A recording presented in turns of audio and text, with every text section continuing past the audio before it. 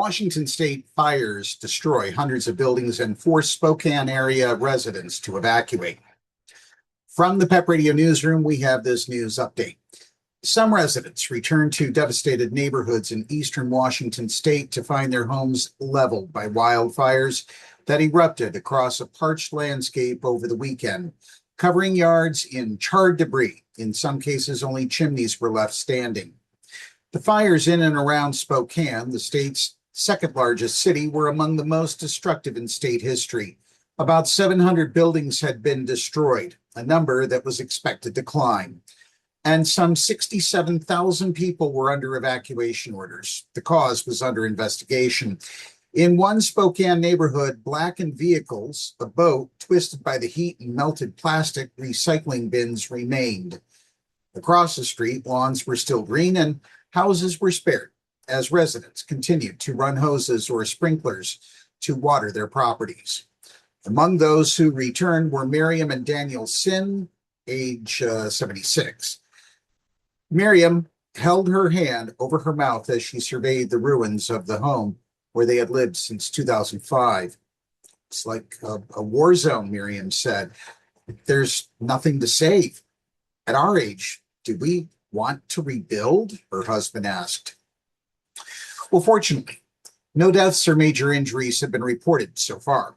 Corporal Mark Gregory, a spokesperson for the Spokane County Sheriff's Office, said the county initially received nearly 300 reports of missing people, but by Monday, they had cleared all but 14.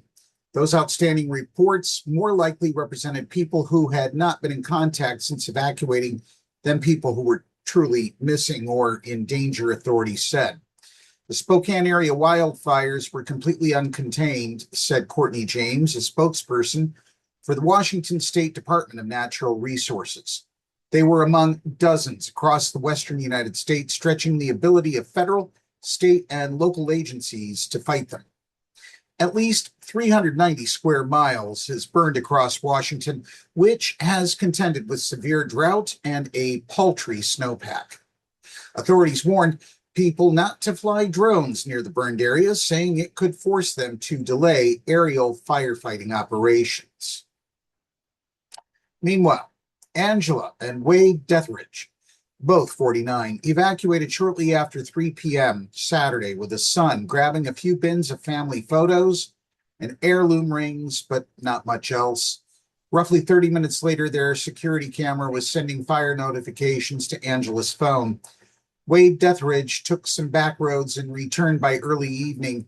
He stopped at the end of the street and called his wife. "Our house is done." Deathridge, however, wasn't done with his neighborhood.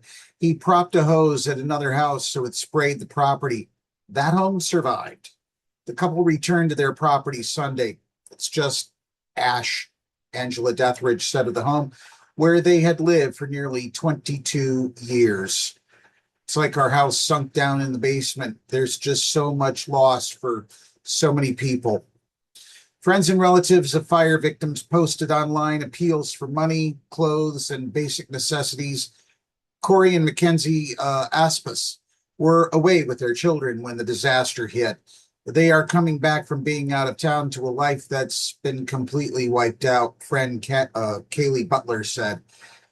Officials said Sunday that the evacuees in Spokane included patients at its U.S. Veterans Affairs Hospital.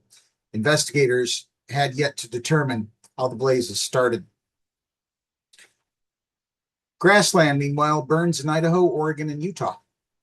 Spokane was hardly the only one place struggling to contain fires.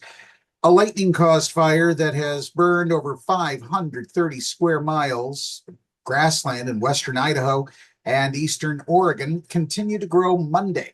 The area is home to cattle ranches, and authorities said the fire is threatening more than 600 homes and 800 other structures. In central Utah, a blaze quadrupled in size over the weekend to nearly 109 square miles by Monday afternoon.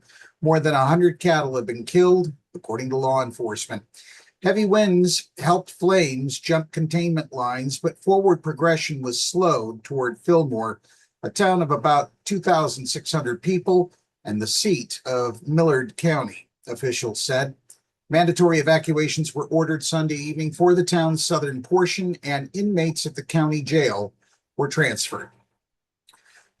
Back in Spokane, they've set up shelter for impacted residents.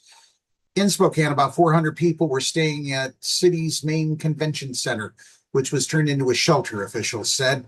Spokane Public Schools opened a free emergency drop-in camp for children on Monday. Trials at the county court were pushed to August 10th. Several larger fires continue to burn in less populated areas northwest of Spokane. That's what we know for now. From the Pep Radio Newsroom, I'm David Moore.